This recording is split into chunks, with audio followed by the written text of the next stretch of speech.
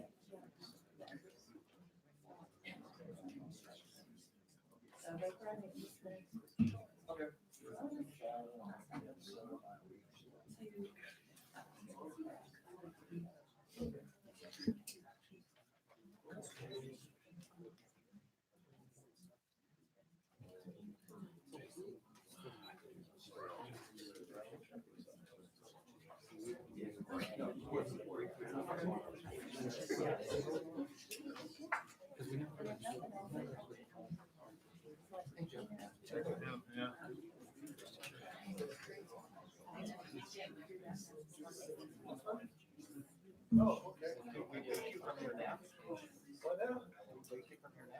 From my nap. I haven't napped in here. Oh, sorry. Yeah, Kelly's not gonna be here.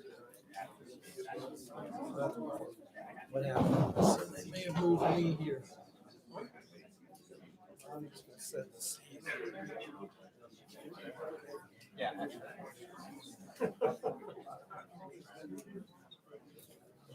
Presentations.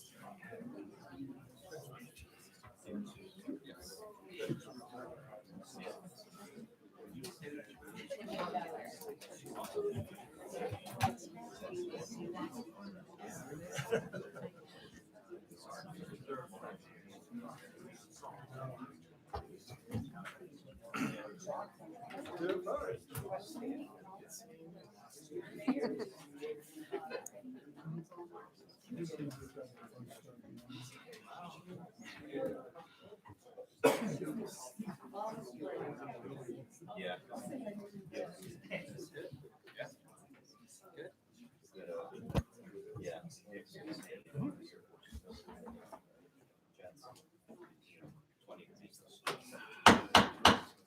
I call to order this regular meeting of the Monument Board of Trustees, Monday, March 4th, 2019.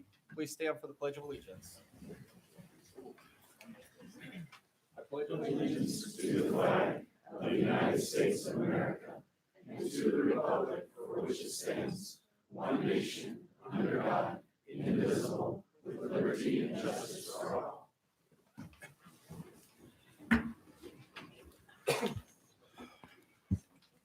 Ms. Hogan, will you take roll, please? Mayor Wilson, Here. Mayor Pro Tem Elliott, noted absent. Trustee Bornstein, Here. Trustee Clark, Here.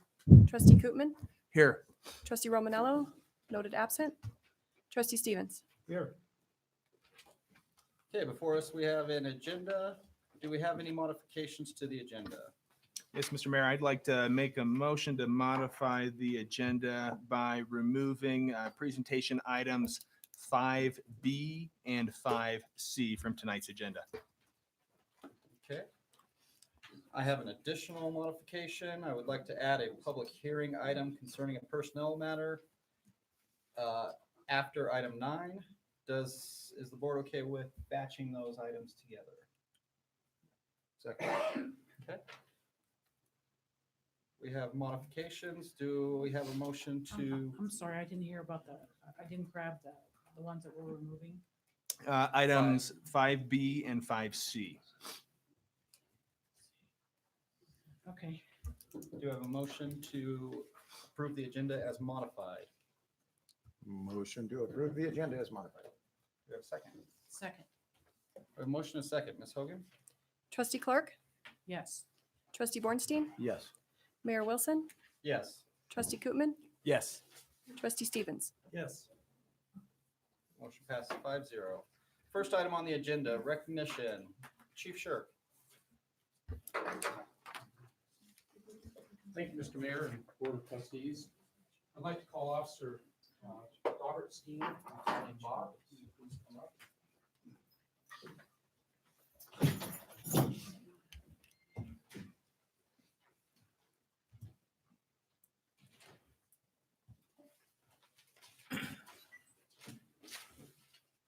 Two of us. Thank you. You betcha. It's my pleasure to issue Officer Steen a Chief's Commendation Award. In August of 2011, he became an arrest control instructor for the Monument Police Department. For the next 8 years, Officer Steen worked diligently to improve the skills and safety of all sworn members of the agency and brought a new level of professionalism to our training program.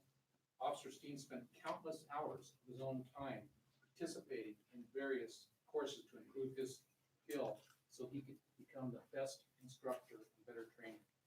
Officer Steen is being commended for his dedication and tireless effort to equip the men and women of the Monument Police Department with the knowledge and skills to maintain their safety. Bob, it's been a pleasure working with you on this, and you've done an outstanding job.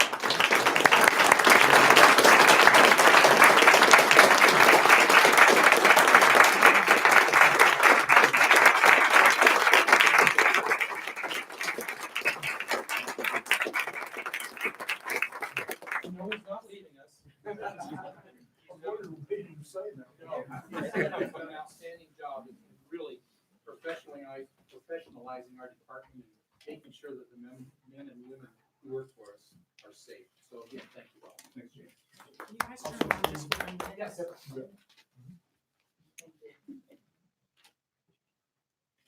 great slides. Yeah. Just real quick, just thank you very much for everything that you do. You're working hard for our citizens, hard for our town, making our police department a better place. You know, and that's what we love about our police officers. Is every one of you are working hard to make the town very safe and make it better for every one of our citizens. Yes, sir. We really appreciate it. Thank you, sir.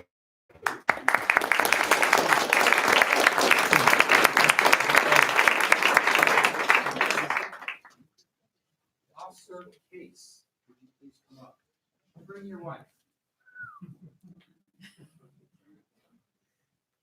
Hi, Kate. How are you? Well, it was a few weeks ago when I approached our town manager and said, you know what? I think we're big enough and we have enough officers. Well, we need another level of supervision out there. Our goal is to have supervision 24/7 because officers can be officers and they need supervision sometimes. That's a joke, guys. But we really do want supervision at all times out there. It just helps the citizens, helps the officers, because there's a lot of questions. Police work can become very technical, and it impacts you, your civil liberties, your safety, and it's good to always have a second set of eyes out there. So having presented that to our interim town manager, Mr. Foreman, he gave me permission to conduct a corporal's testing process. And we had 3 candidates, internal candidates, to apply for that position. And Officer Case came out number 1. And he represented not only himself well, but represented the Monument Police Department very well. And with that, he's been promoted to the rank of sergeant. Whoa, whoa. We gotta talk. Now I know why the crowd was here tonight.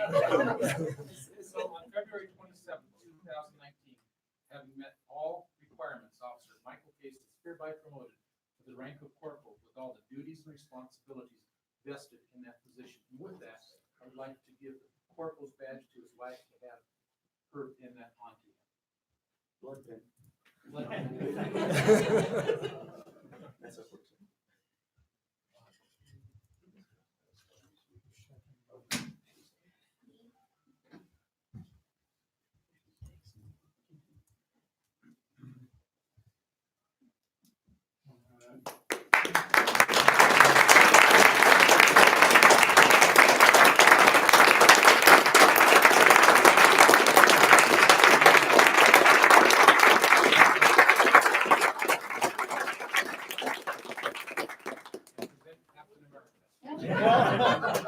Wait, now, just like that. We really appreciate your dedication and effort to our town. I know it's a hard process to go through. When I was talking to Chief, I wanted to make sure we promoted somebody from inside, because I love promotions from inside. Really proud of you, really proud of what you've accomplished. Thank you. Thank you, sir.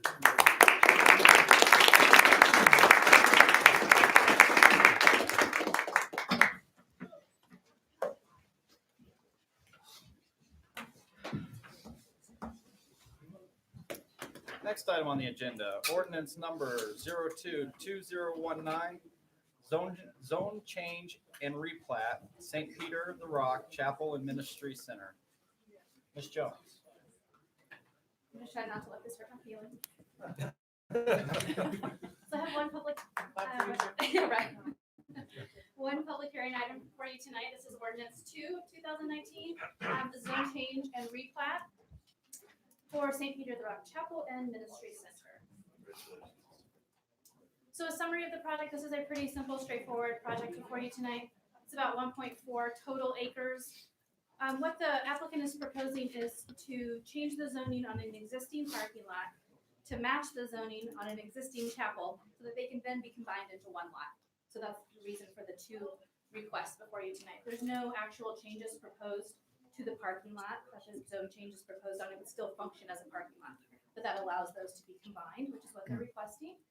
And the proposal does meet all the applicable code standards. So the area that we're referring to tonight is between 1st and 2nd Street in downtown, on the west side of Jefferson. So you can see the two distinct properties shown in yellow and green. Let's make that, and just as a reference, I'm sure you've been by here, right? This is the parking lot is located to the south, and then you can see on the right side of your slide, that existing chapel. It was a store previously, and then now a chapel. It was previously a chapel.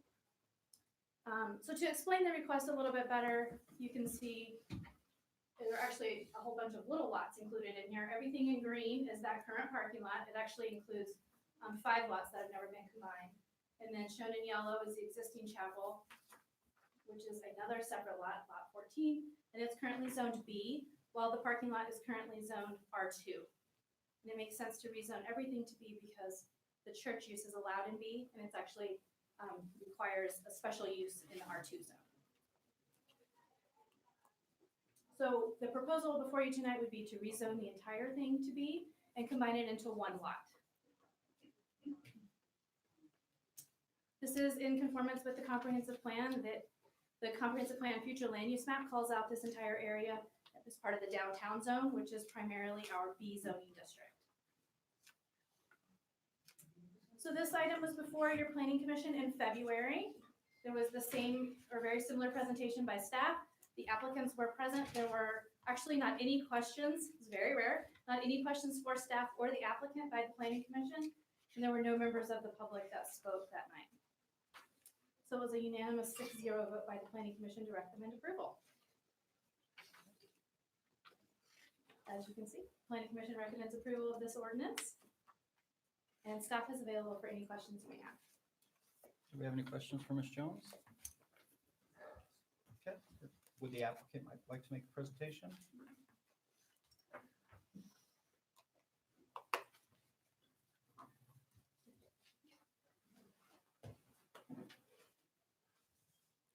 Dave Gorman with Monument Valley Engineers. The owner is the Diocese of Colorado Springs, with St. Peter's Catholic Church operates it as the parish. The presentation was pretty complete, but we're here to answer any questions if any arise. Do we have any questions for the applicant? Okay. This is a public hearing item, so is there anyone who would like to speak for this item? Seeing none, is there anyone who would like to speak against this item? I will bring it back to the board for a motion or further questions. Make a motion to approve ordinance number 02-2019, zone change and replat St. Peter, the Rock Chapel and Ministry Center. I'll second. We have a motion and a second. Ms. Hogan? Trustee Bornstein? Yes. Trustee Clark? Yes. Trustee Koopman? Yes. Trustee Stevens? Yes. Mayor Wilson? Yes. That motion passes 5-0. Next item on the agenda, presentation, North Monument Creek Interceptor Program. Mr. Tharnish. Yes, I just want to introduce a couple of key figures in this North Monument Creek Interceptor Program. Jenny Bishop and Earl Wilkinson from Colorado Springs Utilities. And they have a short presentation to present to you and then followed by questions or any questions.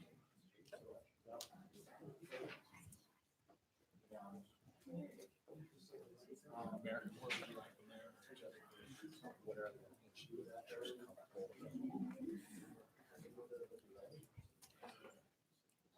Great. So my name is Jenny Bishop. I am a senior project engineer with Colorado Springs Utilities, and we'll be presenting tonight on the Northern Monument Creek Interceptor Project. Earl Wilkinson is our water services officer, and he's also here for any additional questions that you may have. So the Northern Monument Creek Interceptor Project was really brought to a head right now because of the City for Champions Visitor Center Complex for the Air Force Academy. What we've determined is that the Visitor Center Complex would actually be better served by a gravity line rather than having a lift station and force main.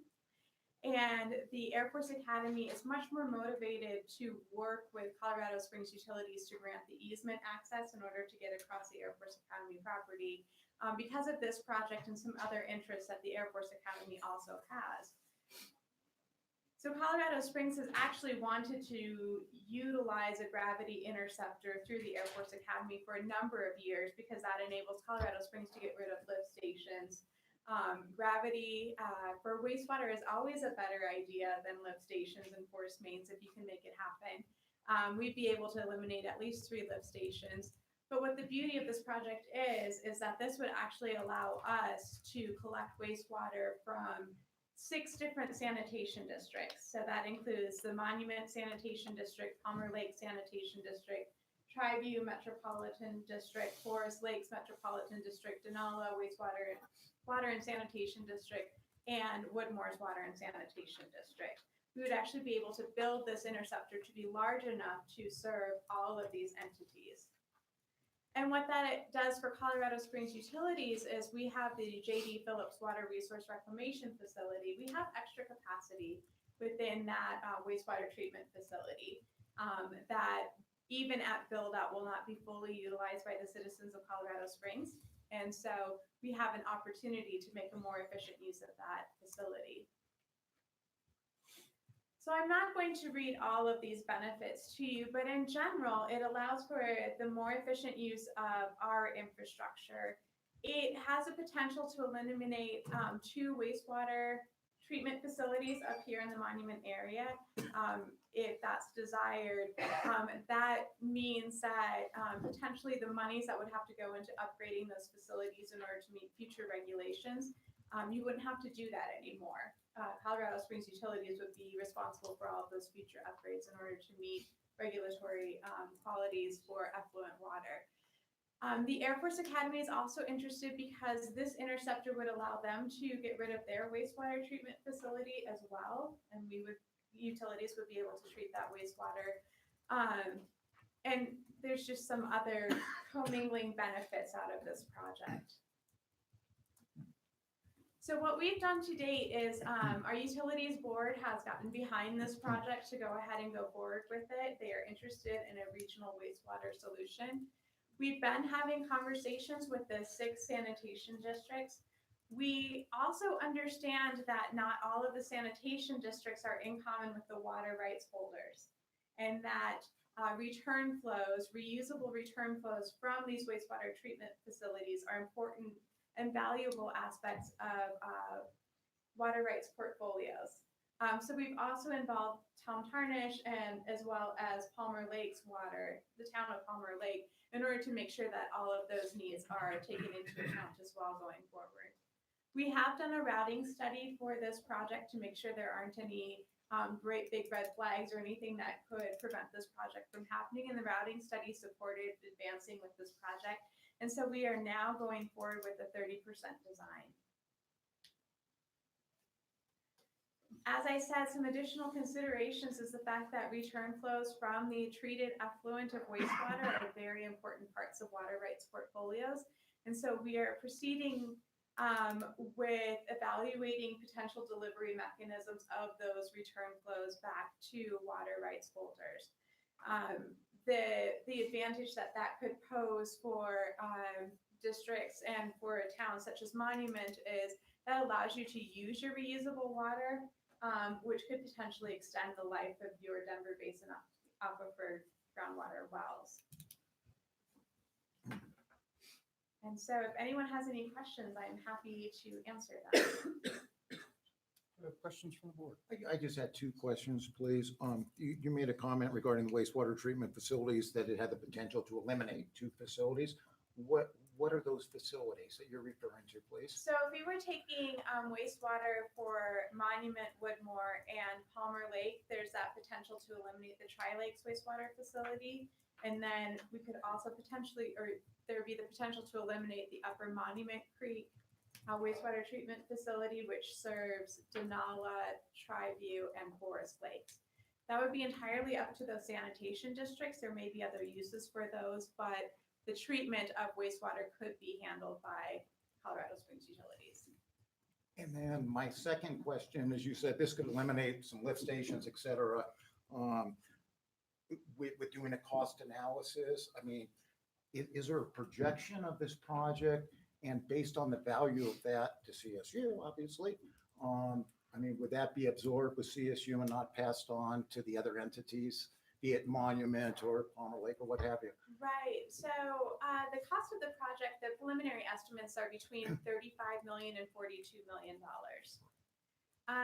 The cost of that, for the project participants, for the sanitation districts, there would be some sort of cost for joining into the Northern Monument Creek Interceptor project.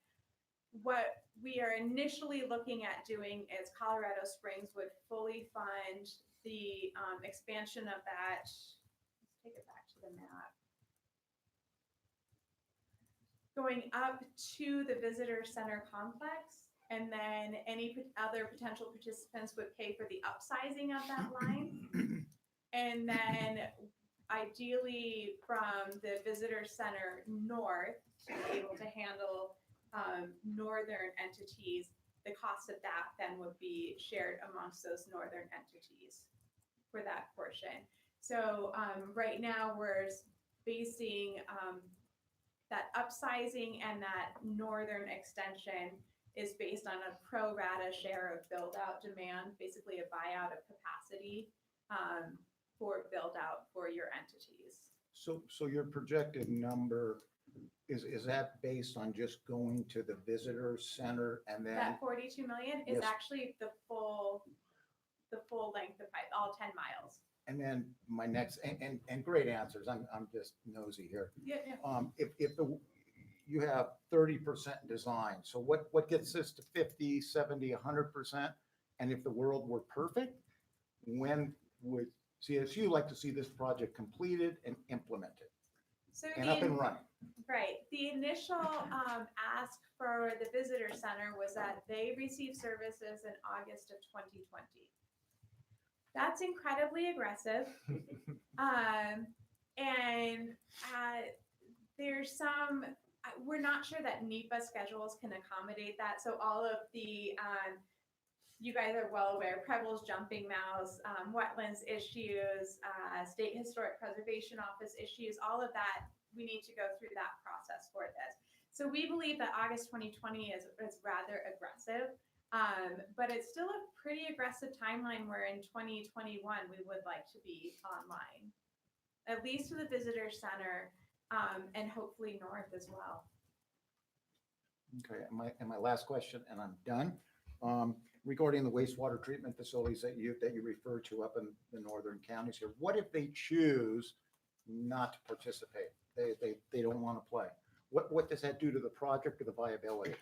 Right. So if there was one entity that did not want to participate in this, I think the project would still go forward. If the majority of entities decide not to go forward with this, if this doesn't work in the economics of each of these sanitation districts, then we would find a different solution for the visitor center. And what is your projected cost for our region to participate in this? Obviously, the project as a whole, but what is it for us to connect in and get all the value? Oh, that's a great question. Off the top of my head, I want to say it was 11 million for all of the northern districts to be able to participate in that. But as I said, those numbers are being refined, and so I don't know exactly what it would be for Monument. Okay, thank you very much. Along those lines, you said that there would be initial cost of upgrading the pipelines that would be shared amongst the districts. Is there any ongoing cost beyond that once that pipeline is laid and paid for? Right, so there would be several different costs associated with this project. The $42 million is the capital cost. So for your design, your permitting, and actually putting the infrastructure into the ground. So that's the one piece that we're talking about.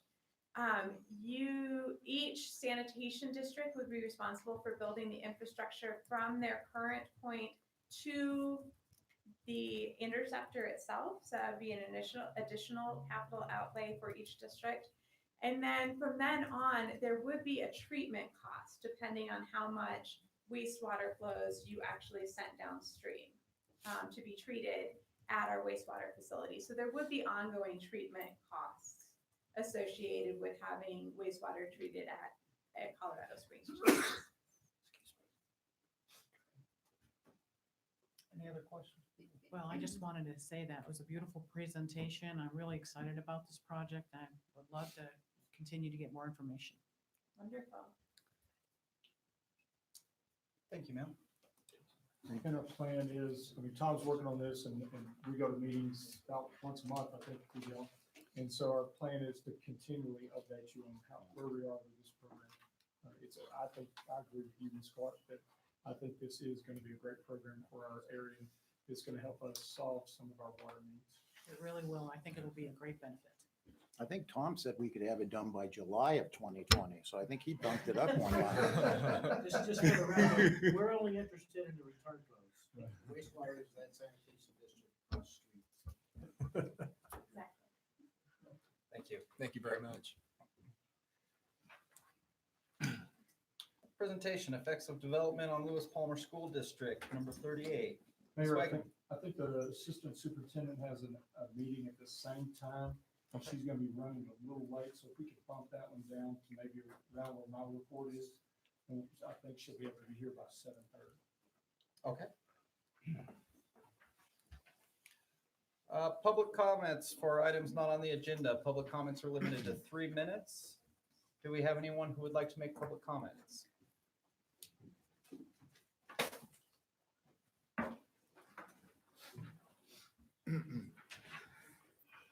Pam Howe. Once again, the minutes don't seem to accurately reflect what goes on during these meetings. Last meeting, I went over the same points the former Secretary of State went over.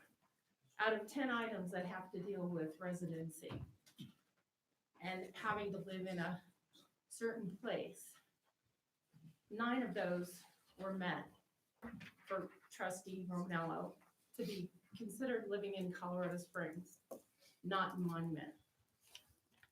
Legal advice has told me that each of those points are considered equally and not, as the Secretary of State said, in regards to car registration and tax forms. So just to inform the board, again, 9 out of 10 qualifiers to determine where someone lives was met in Colorado Springs and not in Monument, which is in direct violation of Monument ordinance. I expect this board to do its duty and do its job. You have neglected to do that so far. So I ask again, why is Mr. Romanello still sitting on the board when he does not meet the residency requirements as stated in Monument ordinance? Thank you. Is there anybody else who would like to speak? Seeing none, I'll close the public comments. Board authorization items. Second training with SURSA. Ms. Hogan. Yeah, I've been tasked to try to schedule a second training with Sam Light. This one would be a little bit more in depth, about 4 hours of your time. I reached out to staff that would be necessary and Sam Light, and we've come down to 3 different Saturdays for availabilities.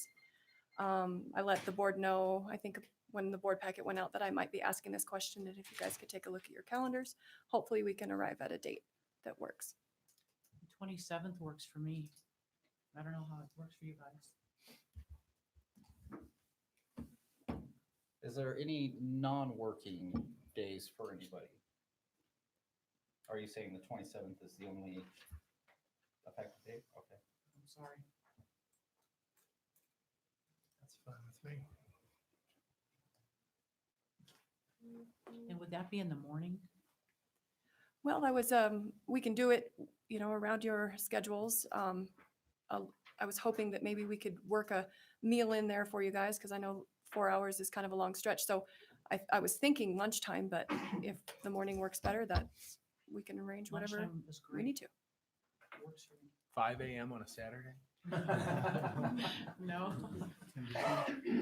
That's what I was. No, I appreciate you coordinating, Ms. Hogan. Thank you. Sure, absolutely. Trustee Bornstein's 27th work for you. Trustee Coogan? I likely won't know until the week of, but let's roll with it. That sounds good. Trustee Seager? Yes. Let's shoot for the 27th. Great, I appreciate that. Thank you very much. Does 10 to 2 work for everybody? Sound good? Great. This will be a WebEx, right?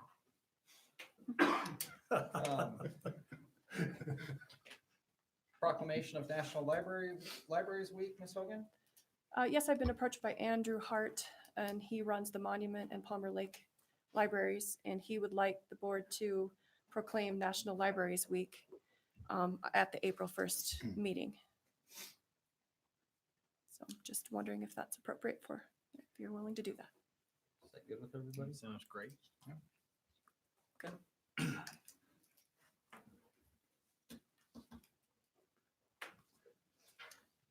Does the board have any authorization items? Okay, seeing none, we'll move forward. Town manager report. Trustees, I've included a packet, my town manager's report. Are there any questions? Also, I'd like to add that this weekend, we had a couple of water breaks, and I am so proud of our staff, Tom leading them. We were able to get the water back on to Broken Bones and some of the other restaurants in that area. In about 24 hours, our guys were in a 7 to 9 foot hole for about 24 hours in about, about 18 degrees. It was cold, man. It was colder. I think it was below zero.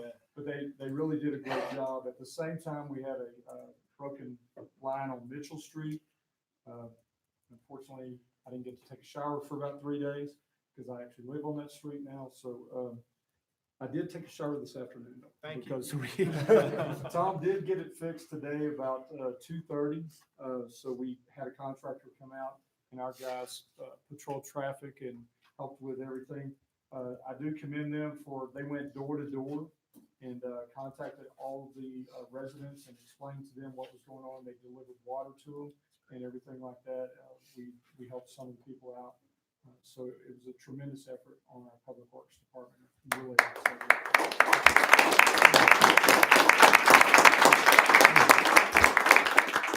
And then also as requested in the last meeting, I have the second part of the report that I did in February. So this is another department assessment.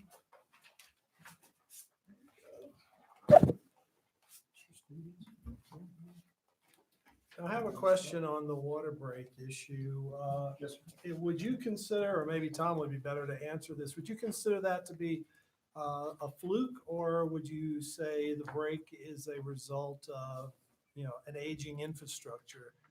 I would tell you a couple things about that. Once, I've been a licensed water operator for 19 years now, and that's only the second time that we've had two breaks simultaneously happen. And what ended up happening to that second break is I just ran out of time and I'm out of body. I had guys there 28 to 30 hours and I had to send them home. So that's why we ended up contracting. So it's rare that we have two. And the second one was extremely bad. It dropped our tank 3 feet of water in less than 30 minutes. And so we had to break guys away from one break to go isolate and try to minimize damage. Aging infrastructure is always going to be an issue in this town. We appropriate money. This year was probably the first time that I had money where we might be able to do a pretty good stretch of line replacement. But there are constant needs that were called out on our water master plan, where we should be appropriating about $175,000 a year. And this year, I think we were up to maybe $100,000 that we got through the budget process. So we're gonna try to add to that each year so that we can maybe do blocks at a time. We try to catch up on the downtown areas, which are the older of the mains. But water mains break for various number of reasons, and we have several different types of material that go on the ground. And the kind on Mitchell that broke was a ductile iron line, and those kind of lines, at the pressures that were running inside of them, they tend to crack, and those breaks tend to be a lot worse than our plastic pipes. So your question on aging infrastructure is always going to be the case. We try to appropriate. We're scheduled to replace a whole subdivision's water mains this year in the Raspberry Lane area, and that's going to be a major undertaking because it's going to require us to dig up the whole road to do that. But that's in the budget that's been approved, so we'll be probably getting that out sometime soon. Thank you. I have a question for you too, Mr. Tharnish. Is it possible to get a schedule of the entire town mapped out where we could see effectively where the most aging systems are and what it would cost effectively take to replace with a more upgraded product? Well, we currently have mapping that shows the age of our mains as we know it.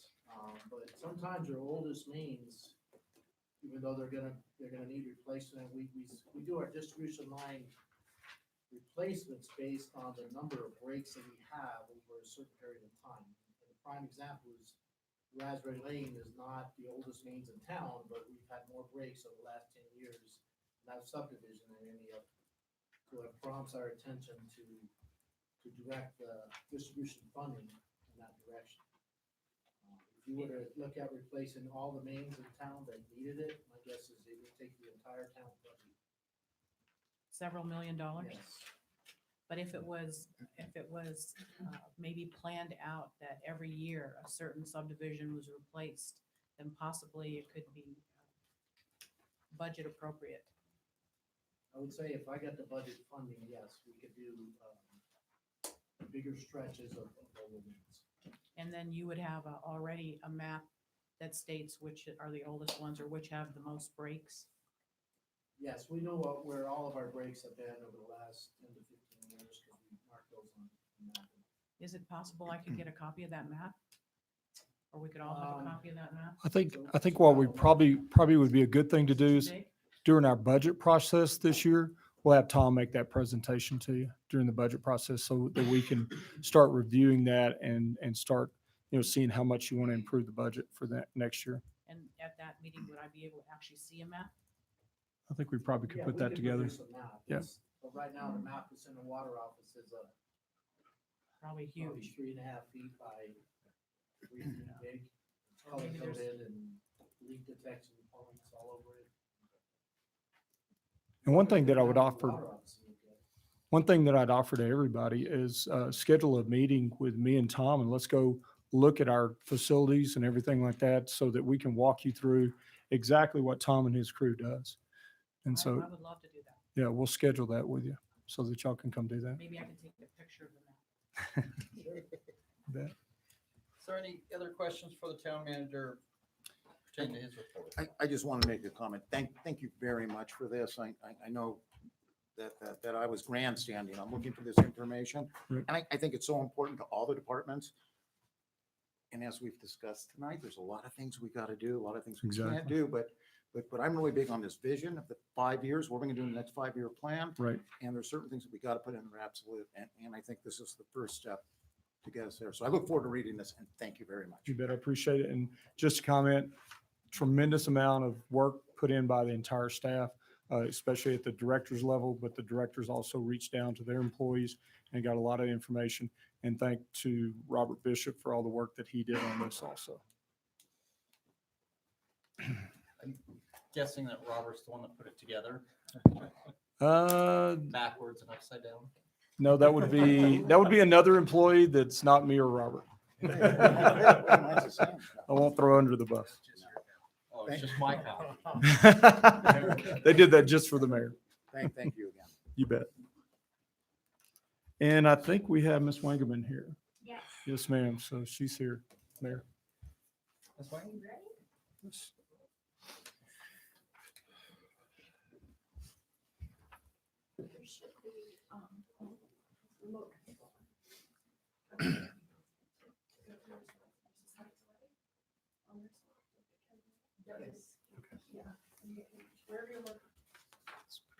Okay.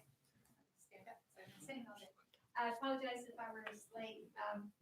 We're working at Big Red tonight and they're about to announce the finalists for the superintendency, so we're waiting on that. So it's exciting. Thank you for this opportunity to talk with you all tonight and bring you up to date. Please interrupt me as I go along and ask any question you might have. And what I'm trying to do tonight is to give you an idea of how we plan for future development, how we know how many kids are coming in and why we think we know that.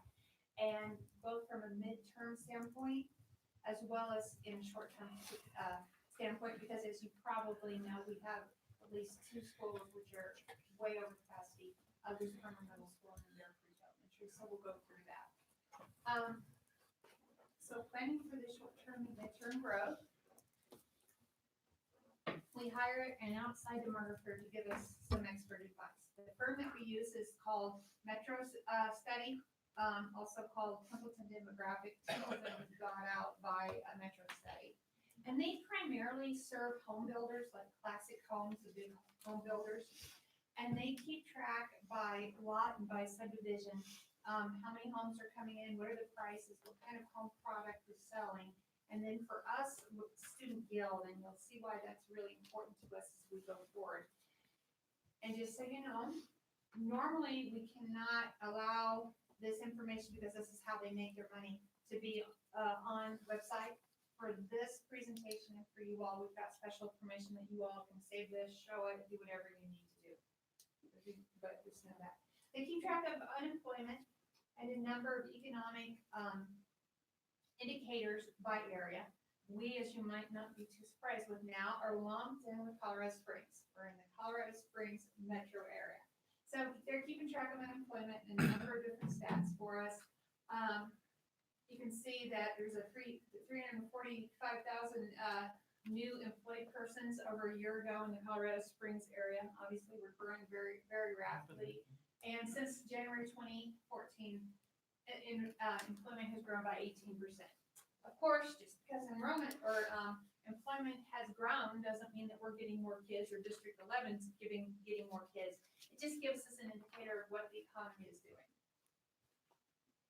It does keep us, and now we're going into district level, and I didn't pull all their slides. If you're interested, I'd be happy to share them with you. But it does give us information for specifically our school district. For the last year-to-date, existing home sales of all home sales were 70%. New home sales were 29% of the total. Foreclosures very small. You get the idea. Keeps track of what are we seeing, what's going on. For example, we know that the Woodmore area is regenerating right now. Seeing more home sales there. We're seeing folks that are maybe a little bit older going to Florida or wherever they're going. We're seeing new families coming in, helping us track how our neighborhoods are changing. This is kind of hard to see, but gives you good information. The red areas are the areas where we're having the most closings. We can tell from there, we're having most of our growth in the Bear Creek and Kelmer area, with over 100 closings year to date. What's important, so here's closing. We'll talk about that. You can color code it, red, orange, and then the yellow.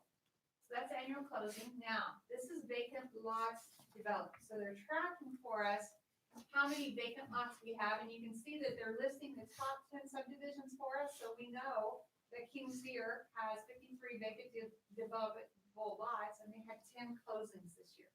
So they're tracking that kind of information for us all the way down.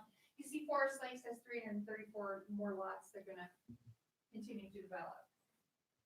Then they look at future lots, column all the way over on the right, that's a lot that a home builder has, but they haven't began to develop it yet. See the same sort of information running along there for us. Looky, there's your Wagons West at 131. So we'll be tracking that all the way through as it moves forward. You also see Walden way out east at 74 lots. So you can see from there that future lots for just those top 10, there's 2,143 future lots. Just an important piece of information to know when you think about that is our yield is usually somewhere between a 0.6 and a 0.8 kiddos per home. So we can very quickly begin to see when a subdivision comes in, roughly how many kids it has, but we have a little bit more detailed information about that too. So the most active subdivisions are in green. You see Forest Lakes there, you see Sanctuary Point, you see Walden over there by the Kelmer Star. Then we've got Lake of the Rockies in the green, right below the Palmer Lake Star there. And they track for us how we're doing. And here's some more important information. I pulled just a few slides on this. They're giving us more detailed information specifically about each subdivision. So they're highlighting Forest Lakes, they're talking about Willow Springs and Wagons West. And then go to the next slide. Home Place Ranch, and then the Jackson Creek area as a whole. What we want to go back. Was there a question? I'm sorry. Okay. It tells us, and I'm trying to find one that will actually tell us, it gives us the actual yield by subdivision. So, for example, Walden gives us a yield of about 1 kid per home. Wagons West, when it starts up, it's going to be a more dense community. Its yield won't be as high. Willow Springs, as I recall, not Willow Springs, Forest Lakes, about 0.58. So we can begin to see that some subdivisions have more kiddos in them per household than others. And then we can track that information, obviously, and see where we're growing, how fast we're growing, where we're going to go. And as the subdivision comes in and we begin to get the yield, we know as the new homes come, approximately how many more kiddos we should get. So being the demographers that they are, Metro Study twice a year gives us an actual enrollment projection. This is one that they did for us this past fall. It says that next year, according to their estimates, we're going to grow by 125 students. And you can see where, given our current boundaries, they think we're going to grow. Not 100% accurate, but over time, they're highly accurate. It's not always in the right year, but given 5 years, they're probably going to be off, given their stats when we hired them, less than 1% on the average based on how they've worked with other people around the nation. So that's basically how we know where to go and what to do. Any questions so far? Have you trended this company and these numbers for this area in the last 5 years to see how accurate they are? That's a good question. Because these are just numbers. And I've seen these numbers before, so I'm asking. We have started to trend them, and we just now started with them. So we only have 2 data sets. For example, they told us the first forecast that they gave us that we were gonna grow by 200 kids. We only grew by 165 kids, so we have 1 data point so far. We'll continue to look at them over time as they go on. Like I said, when we hired them, we looked at their history with other school districts that they did work for, and they seem to be pretty accurate. And I'm sorry to interrupt, and No, it's I'll be fine. quick. Just my secondary, and then I want to listen. That growth, as an example, was that relative to homes in the community, or was that relative to people coming in and bringing their kids? And what's that percentage? It was this growth right here is kids actually in our school system. Yeah, but that could entail somebody out of Colorado Springs that's busing their kid in. Yes. Yes, it could. So It what's absolutely that number? 160, is that 100 that live here, 60 that Oh, bust you want in? to know about open enrollment I want to versus know, I want to know what non-open percentage is enrollment. coming in that could skew these numbers. Yeah, so two points on that. Number one, for this next school year, there'll be no new open enrollment for K-8, so I would tell you that. Now, the second question you're asking me is how many new kiddos come in a given year? I can get that for you. I don't have that off the top of my head. I'm just curious on the numbers that this marketing company does, because they're working with Builder, and I just want to know what they are. I have no idea. Could be 159 that live here and one that I don't know. I can give you that. We actually track it, just to answer that question, and then I can forward. Okay, and I apologize for interrupting. No, it's a good question. The school districts in the area actually pull our data together, and we track it year by year by year, district by district by district. So we can tell, like, maybe more kids are going from District 11 to District 20 one year and then less the next. So we do track that data. So I can get that for you. Any other questions? All good so far? Okay. So they do this projection for us twice. Ooh, I really looked at too much. I apologize for making everybody dizzy. Go back. There we go. So they do these projections for us twice a year. And if you followed us at all, you know that we are over capacity at Bear Creek, but we have a few seats available at Prairie Winds. We have a few seats available out at Palmer Lake, not a whole lot, a few. So one would ask, well, fine, you guys gonna do some boundary changes, what are you gonna do? Where is that gonna go? How are you gonna optimize the capacity that you already have? So Metro Studies will help us with that as well, when the board decides to move forward and thinks that the time is right. And this is basically how they'll do it. Metro Study takes a database from the county of every single home that's plotted within our attendance area.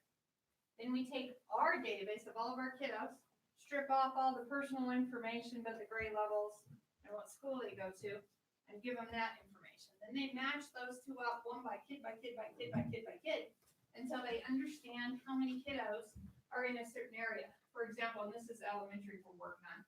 There are 36 kids right down here in this area, which looks like to be Forest Lakes on one side of the road. It's like we have 3 kids. I bet you that's on, what's that major road that Delacorte runs down there? A Creek. Down on the other side.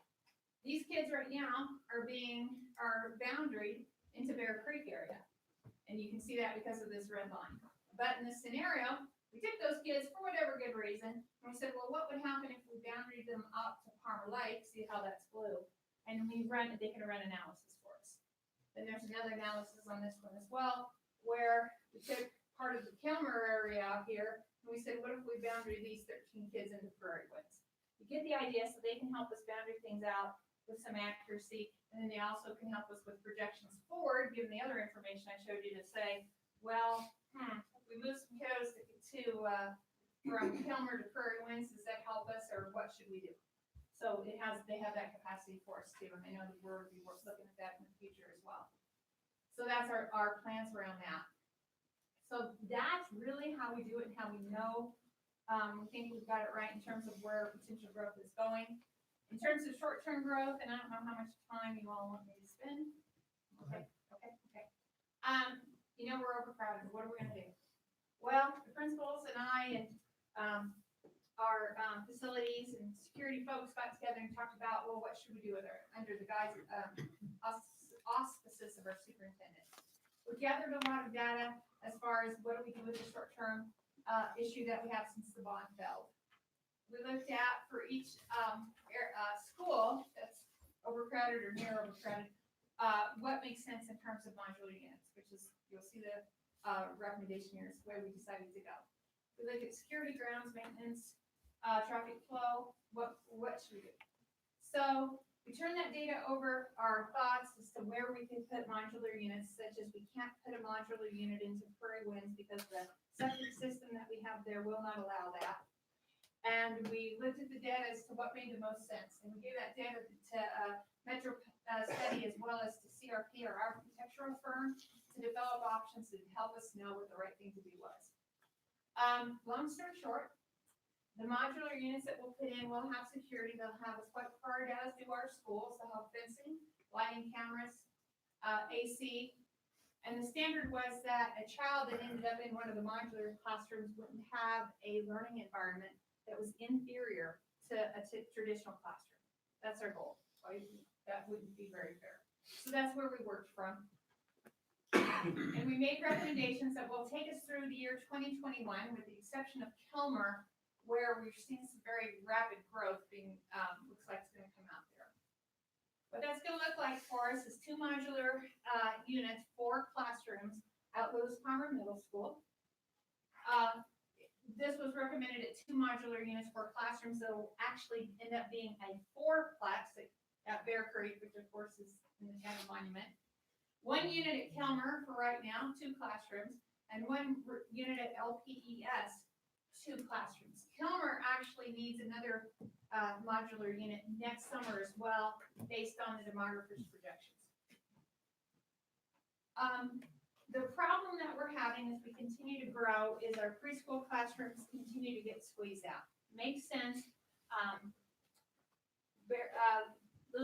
Prairie Winds, for example, ran out of room.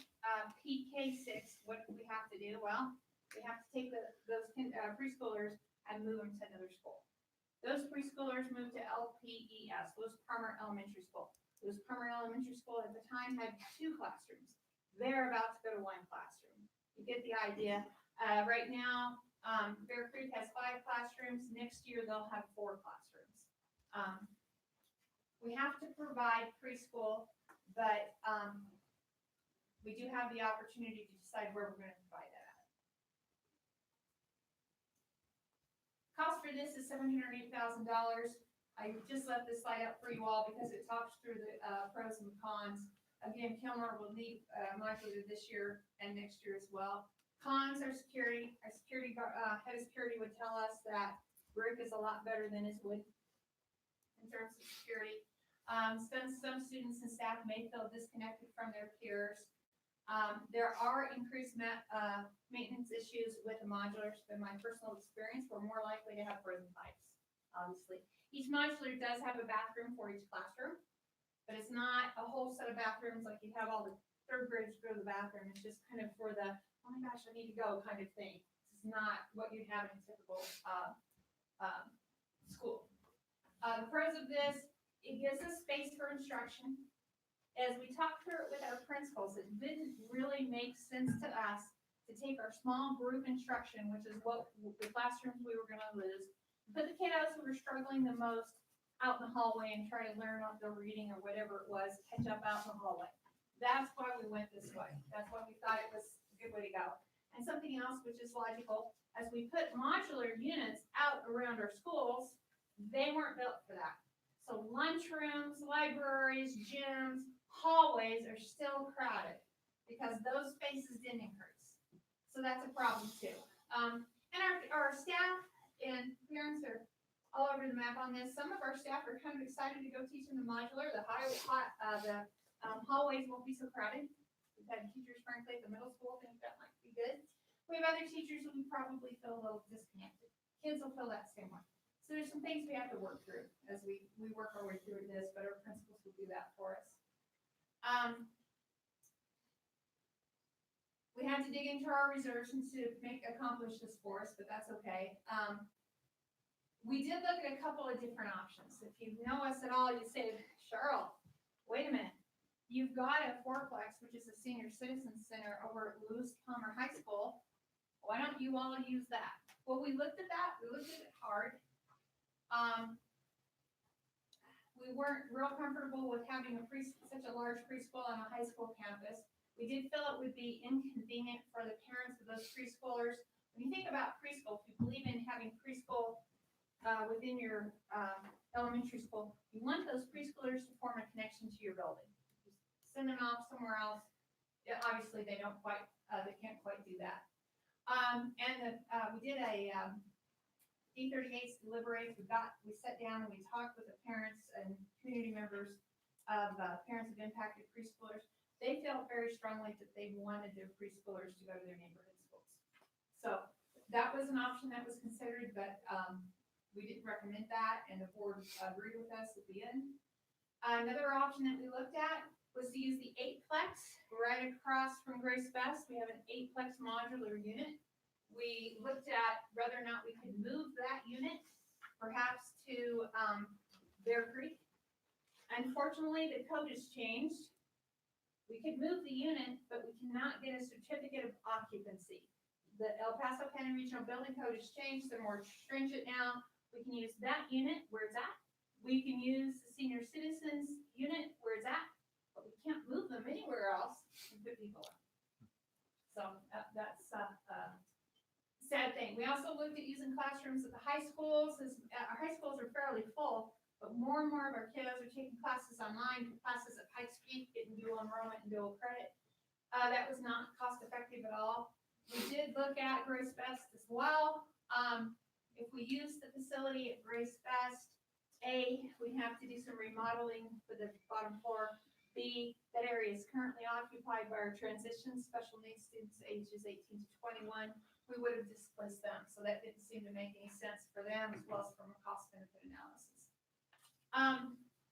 Be happy to answer any questions. I know I went through that kind of quick. I just wanted to give you guys an update and help you all understand where we're at, where we're going, and why we think we're going that way. Our board has, since I put this together, decided that they are very likely to put the November ballot issue on this November for the elementary school, again, which will free up Bear Creek as a middle school. So it looks like they're moving that way right now, so I wanted to let you all know that as well. What will that cost be? What are you projecting? I think it will be right around $30 million in terms of costs for the building itself. So I have a question. I've been here like 19, 18 years, and I've seen the bonds and remember my kids going in boxes, and God bless the teachers. Why have these failed every time? I think that's a great question. I think we could talk about a lot of different issues. I think one could say, well, there's fewer and fewer folks connected with our schools. I think frankly, that might be an excuse. Other school districts pass their bonds. I think there's many reasons, but that'd be one I just point out to it first. And then my last question is, and I know this comes up every day, is good old Grace Best. But I mean, does D38 at one point have this vision of going, look, we want the best for our students, and I agree with you, but it's wants and needs. Everybody's heard me say that. We can't have everything. We got to let go of something. Maybe it's time to sell that. Because good, so I remember when the cost was very low to rectify that school, and they chose not to, and they said, nope, we want to do this and this, and now that cost has gone up how many hundreds of %? But the longer you sit, it's gonna, so what's the vision? I wouldn't be surprised if the board decided to sell that. They have talked about the possibility of selling pieces and parts of it in the past. So I don't know which way the board will actually decide to go. The think abouts for the board is number one, the second story on the newer part houses our homeschool academy. There's about 8 classrooms up there. It is absolutely good for those homeschool kids, and it's good for the district. We have to find a place to put them. That might be 1 day a week. Maybe they could find a church to rent or something. Then the downstairs is the kiddos I talked about, the 18 to 21-year-olds. Is it insurmountable? No. Do I know which way the board will go on that? No. They've talked about it numerous times. Well, thank you for what you do. Yeah. No, Trustee Clark? I just have a question, real quick and easy. Can I have a copy of this slide distribution? Oh, sure. I And think you, that's and you all beautiful can do stuff. whatever you want. We got special permission for Metro Study, yeah.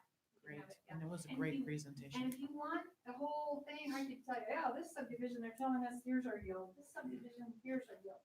Happy to go through it with you or That'd be anybody great. else. Thank you so much. I just want to thank you for the information. Definitely an eye opener, and I think it's no surprise. Our community's growing. My question, and this you may not have an answer to, but how, as a municipality, how can we best or better work together with the school district to ensure that the decisions that we're making as a town doesn't negatively impact the education of our current students as well as future students? So I think a couple things, and I don't know what all we're doing and what all we're not doing. You know, both Karen and I are leaving. But Mike came over the other day. It was great to get to meet him and talk with him. I would encourage Mike and that new superintendent to meet at least quarterly and stay up on this sort of thing. Number two, the boards used to get together every so often. I don't know if you That's what all I hear. still do that, but that worked so well when you all did that. I think it was like once a quarter. And you know, you would have heard this not from, and they would have come with me probably, but they're me, not from me, but trustee to director. And I do think that is good as well. And then, anything we can do to interact, Madeline and Tom, police department have been great. All the way up and down to the levels. Our head of security with, Mr. Shirkenberg, as we call him, Tom with the head of our maintenance and grounds and so on. Anything we can do like that, so much for that. Great. I'd say that. Any other questions from the board? Thank you, ma'am.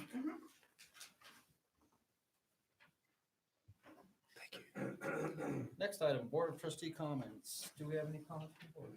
I have several motions that I would like to make, 3 actually, and a couple that I have been seeking legal counsel on, and finally got answers that was not put upon by the town to be more cost effective. So I would like to move that resolution number 12-218, a resolution establishing standards of conduct for elected officials of the town, be rescinded as a resolution of the Town of Monument, which states that the Town of Monument may, through the Board of Trustees, vote an elected trustee off the board for any matter stated therein. There is no authority in the state statutes or Constitution of the State of Colorado for the Board of Trustees to remove an elected officer by trustee vote, except through a proper recall process or other official means stated in the state statutes or state constitution. I'd like to move to ask the question. Is this a resolution? Yes, and I have a copy of it if you'd like.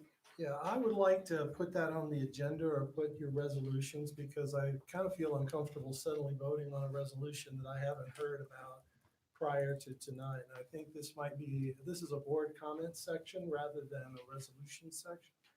And I'd feel much more comfortable if we had the ability to read over the resolution and, well, we're going to sit here while I read or so forth. It's really quick.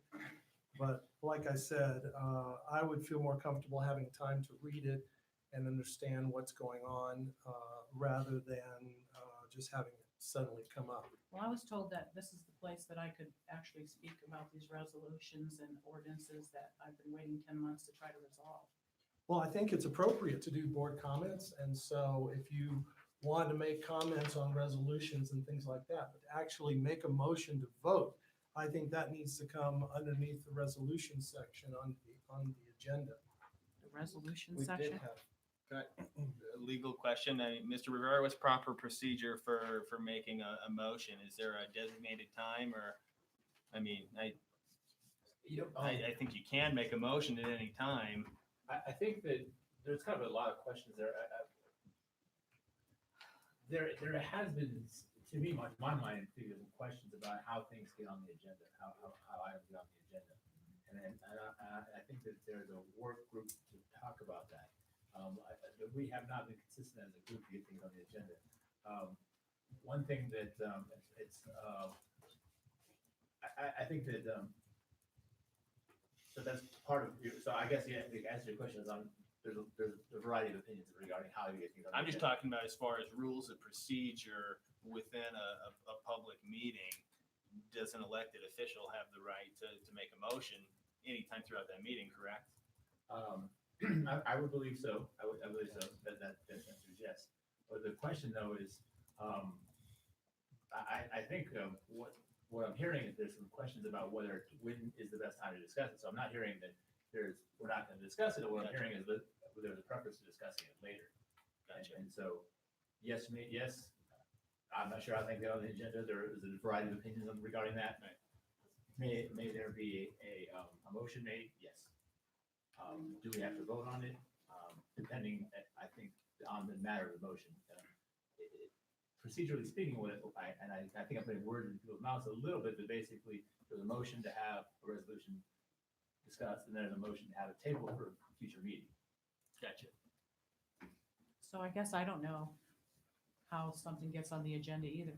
Did you come to arrive at a process by which that can be done?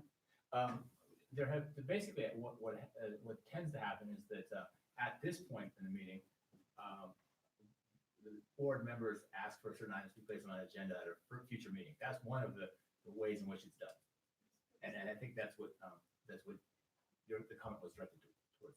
Trustee Stevens' comment he was directed from.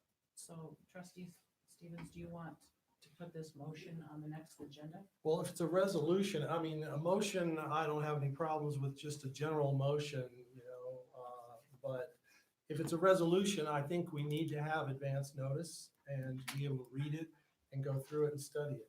And how is that advance notice given? Well, through the agenda, it's usually every time we have today we have an ordinance, or we had an ordinance, but in other meetings, we had a section that says resolutions, and they'll be listed, and then we'll have it as part of our board packet. That's all I'm asking. And we did have board authorization items where I asked if anybody else had anything. Can I clarify?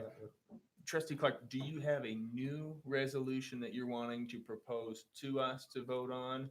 Or it was my understanding you were referring to an old resolution. An old right? resolution that I wish to move, to have rescinded because it conflicts with law. Gotcha. And I just have one question for our attorney. So what I hear you saying is the board did come to an agreement that for it to be on the agenda, we would agree upon it as an entity, a group, what have you. So I would like to see us follow that. Not going backwards. So we'd go backwards, but going forward, let's just make sure there's no surprises for anybody, that everybody is aware and things aren't added at the last minute. One method that I've seen that appears to be a custom is that at the end, towards the end of the meeting, at this section, various board members ask for items to be placed on a subsequent agenda. Is that what you're saying? It's whatever the protocol is, whenever the board agrees to. Like, I've just seen several instances where we come to the meetings and there's new items that haven't been discussed, and somebody says, I want this, and it's there. And I think we need to just trim that down, so everybody's on the same page. No surprises, that's all. Thank you. So I do have two other motions that I'd like to present. Are they resolutions? No. This one was a resolution though, so can we have this resolution for discussion on the next agenda? Yeah. We all agree with that? And I mean, do we need to vote or second on that? To kind of tweak off that specific one, I have questions as far as the legality of it as well. So I would like to add it as a discussion item. Then I would think after that discussion or presentation of a resolution, then you could motion to pass a resolution, I would think. But I'd like to add some discussion to it as well, if possible. You need a copy? Would you like to make a motion for that resolution To be added to be a discussion item on the next agenda? Yes, I'd like to move to make this resolution on the next agenda as a discussion item. Can you repeat the resolution number? Resolution number 12-218, a resolution establishing standards of conduct for elected officials of the town. I'll second that. We have a motion and a second. Ms. Hilliard? Trustee Kootman, Yes. trustee Bornstein, Yes. trustee Stevens, Yes. trustee Clark, Yes. Mayor Wilson. Yes, that motion passes 5-0. And then I do have two more here. Okay. So this one is, I'm just trying to read it real quick too. Okay. So I would like to hereby move that Monument Ordinance 2-04-020, Section C, currently in place, forbidding election officials from litigating against the town of Monument, be removed from the body of this and any other ordinance as null and void because of its direct conflict with state law. By Colorado law, the trustees have a statutory fiduciary duty to bring misconduct by officials of the town, whether elected or hired, to the attention of town officials. And if nothing is done to correct the misconduct, that any citizen, even if they are officials elected or appointed of the town, must then go through the court system to resolve the matter. And I could read off that number C if you like. I So would is like this that an, also. is this an ordinance change? Yes. So I would suggest that be brought to a meeting also. Okay, can we do the same thing? Put this on the agenda for the next meeting for under discussion items? Yep. What was what was the number on that, please? Monument Ordinance 2-04-020, Section C. And I would like to put that monument ordinance up for on the discussion items of the next agenda to remove that Section C is null and void because of its direct conflict with state law. Okay, we have a motion to add that to the agenda. Second. We have a motion and a second. Ms. Hogan? Trustee Stevens, Yes. trustee Koopman, Yes. trustee Bornstein, Yes. trustee Romanella. Noted absent. Trustee Clark, Yes. Mayor Wilson. Yes. That motion passes 5-0. And then I just have one more. Okay. And I don't really know what this would fall under either. So maybe you could help me with that. I appreciate your assistance. I would like to move that the recently elected trustee, Mr. Romanello, be removed from office for failing to meet the requirements of the town ordinance regarding residency to physically remain in the town of Monument, as evidenced by his physically moving from the town of Monument, and in accordance with Monument Ordinance 2-04-020, Section A. And I further move that a resolution be drawn up and adopted declaring a vacancy to exist. In Section A, currently in place, it states if any elected board member shall move from or become during the term of their office a non-resident of the town, they shall be deemed thereby to have vacated the office upon the adoption of the Board of Trustees of a resolution declaring such vacancy to exist. Mr. Romanello resides in Colorado Springs, where his permanent residence remains as evidenced by many proofs, and has physically moved from Monument several months ago prior to the election process. As such, he is not a resident of the town of Monument and is therefore disqualified as sitting as a trustee by both municipal ordinance and state statutes. I believe that motion contradicts the resolution that has not been reviewed. What resolution? The first one you mentioned. It actually doesn't. It's a totally different situation. This is a matter of election, and according to my attorney, the first is a matter of resolution on the code of ethics, conduct of the board. But doesn't it discuss removing a board member? We're not removing, we're calling his seat vacant because he does not qualify based on the requirements of the. Based on your attorney.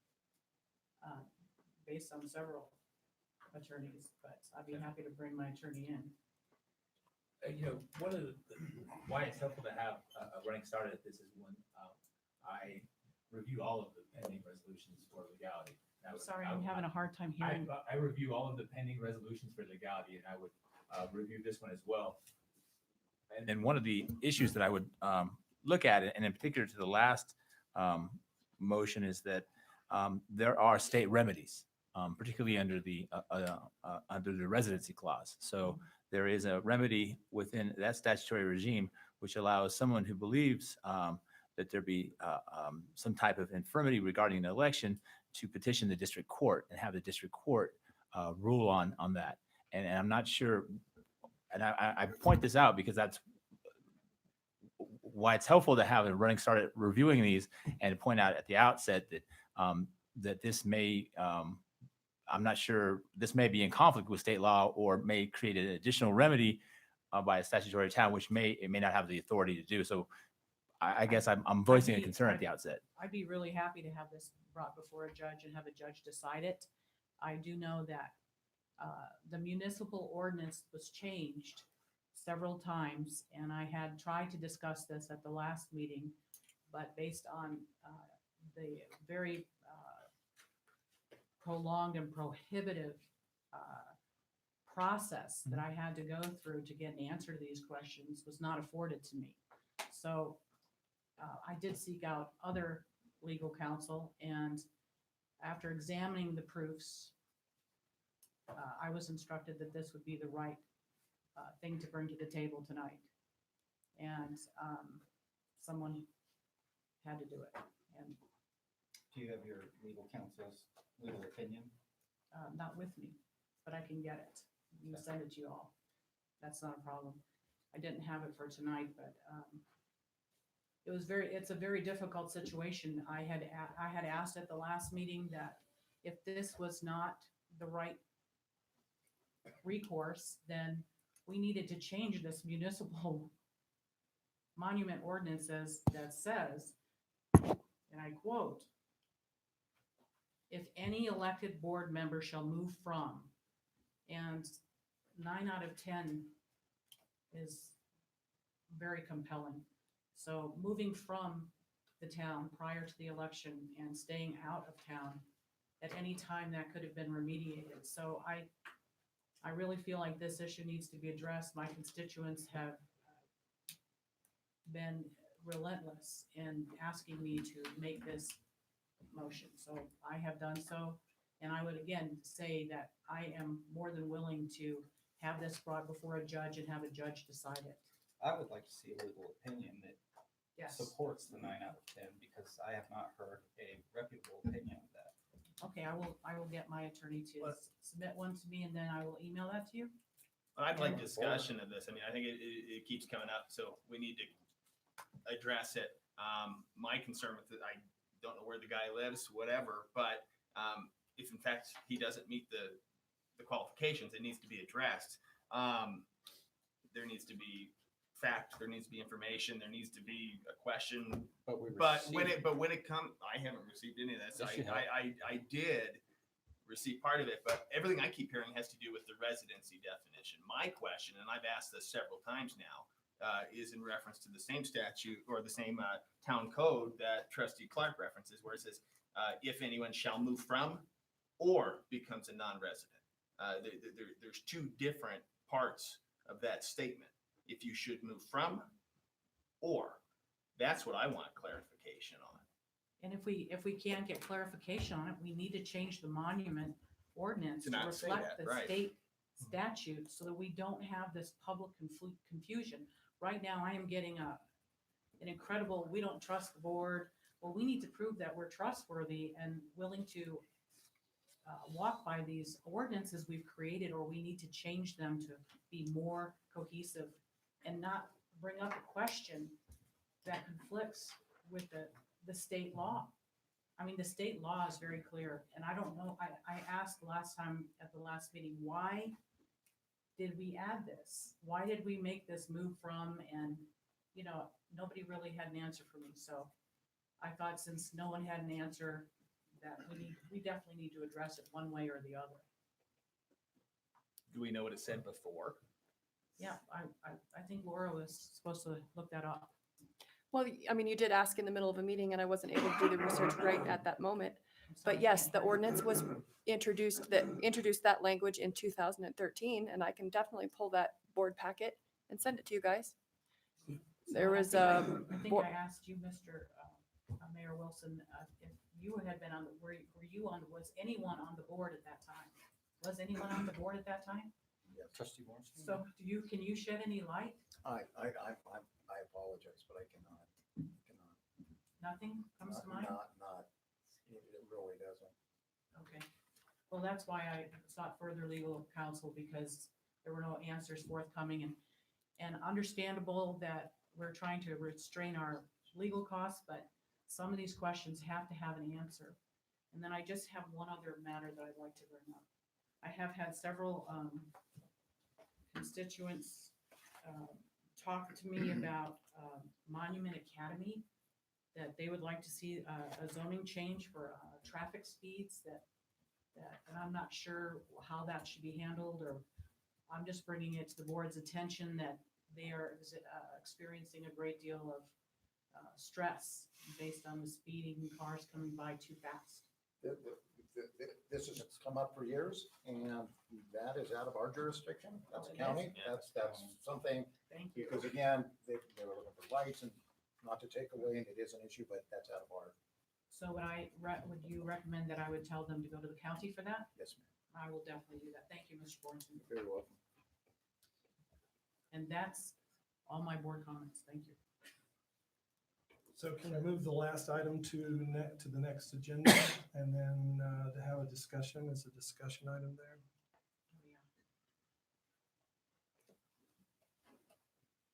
Do you want to move it? Make a motion to move that to the next agenda. I'd like to move the recently elected trustees situation, I don't know how to call that, from Monument Ordinance 2-04-020, Section A, to the next agenda as a discussion item. I guess the only question that I have is, and again, not knowing facts left, right, or otherwise, but we need to resolve whatever, and I guess I would ask for legal counsel is, I'm not looking forward to coming for a discussion item. I'm looking forward to coming in and going, look, this is where we are, these are the options, and the board goes here, here, or here. For a vote then? Bring it up for a vote then? I mean, no, I'm not saying, I'm just saying, Bringing answers instead of discussion. yeah, just the options, and then the board can decide. Okay, Because so, I think we can discuss this for years. so should I bring that legal opinion then to the board on the next meeting for discussion, or do you want it prior to I the would- next board meeting? I would prefer it be in the board packet Yeah. for the next meeting. So So give it Ms. to Laura? Hogan. Okay. So we do have a motion to move that item to the next agenda. Mr. Mayor, I don't know if it makes sense with the documentation that our colleague has, if that should go to our legal counsel, because then when he comes to us and goes, you have option A, B, or C. But it would be very difficult for him to give us factual data to make a good business decision without him having that information. So Well, you then would it's want- all equality of information as well, so we're all. Yeah, because I'd like to put this to rest, no matter where it goes. So it would be to Mrs. Hogan. Ms. Hogan would distribute it to Mr. Rivera. Mr. Foreman, Mr. Rivera. And may I interrupt for a moment, please? Trustee Clark, are these written out resolutions or kind of what level of development are they? That I have a legal opinion on each of these measures. that Do I you have brought. language for the proposed resolution? Yes, I believe so. Okay. So will you please provide that to Ms. Hogan, and who will then provide it to all of us? Thank you. Okay, so we did have a motion to do that. Do we have a second? Second. Okay, we have a motion, and a second. Ms. Hogan? Trustee Kootman, Yes. trustee Bornstein, Yes. trustee Stevens, Yes. trustee Clark, Yes. Mayor Wilson. Yes. The motion passes 5-0. Do we have any additional Board of Trustee comments? I just want to again say I'm super excited about the CSU Interceptor project. That definitely seems to be a promising potential solution for our future water needs. So thank you again, Mr. Tharnish, for your work and everybody's work on that project. I definitely look forward to hear more. And Cheryl, thank you again for coming and presenting this information. It's one that I struggle with, seeing the growth that we have home-wise, and then firsthand, the husband of a teacher, seeing the struggles that happen inside the schools as well. So I appreciate the extra information and education. So thank you. I just want a second note, and then again, thank you for what you do, and God bless our teachers. Thank you, Mr. Foreman, for this report. I mean, I think this is a value to the employees and the growth. We want to get people where they're at and have a vision and what have you. And again, Tom, you know, on CSU, I think it was a great presentation. I think it's very exciting. So thank you for what you're doing. That's it. No other comments? This brings us to public hearing item concerning a personnel matter. Mr. Foreman. Town Board, trustees, my recommendation to you is that you place Pam Smith on administrative leave pending the outcome of the El Paso Sheriff's Department investigation. This is a common and regular practice for towns to take this action during an investigation. I would like to stress, there are no charges, no findings, and the investigation is ongoing. Do we have a motion by the board? I'd like to make a motion to place Town Treasurer Pam Smith on paid administrative leave pending the results of the investigation referenced by Interim Town Manager, Mr. Foreman. I'm sorry, trustee. This is a public hearing item, so does it follow the standard public hearing? So first would be Ms. Smith, No, it would be public comment. just public comment, okay? Do we have any, anyone from the public that would like to comment on this item? Seeing none? Okay, so then we are good to go to the motion. Sorry about that. To restate, I'd like to make a motion to place Town Treasurer Pam Smith on paid administrative leave pending the results of the investigation being conducted by El Paso County Sheriff's Department as referenced by Interim Town Manager Mike Foreman. We have a motion and a second. Ms. Hogan? Trustee Stevens, Yes. trustee Kootman, Yes. trustee Bornstein, Yes. Mayor Wilson, Yes. trustee Clark. Yes. That motion passes 5-0. At this time, we have executive session. Do I have a motion for executive session?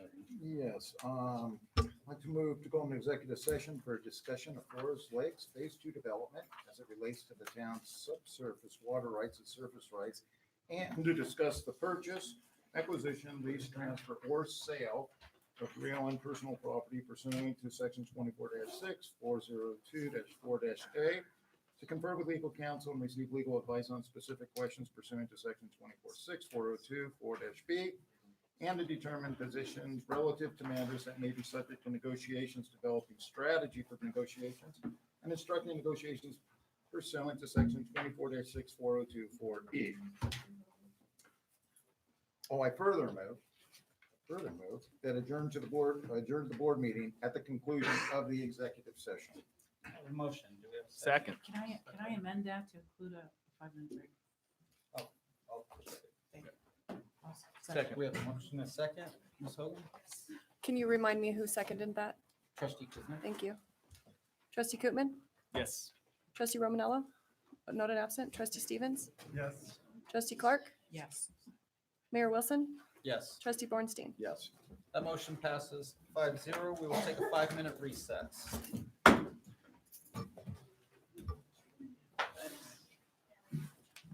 And you. Did I read it wrong?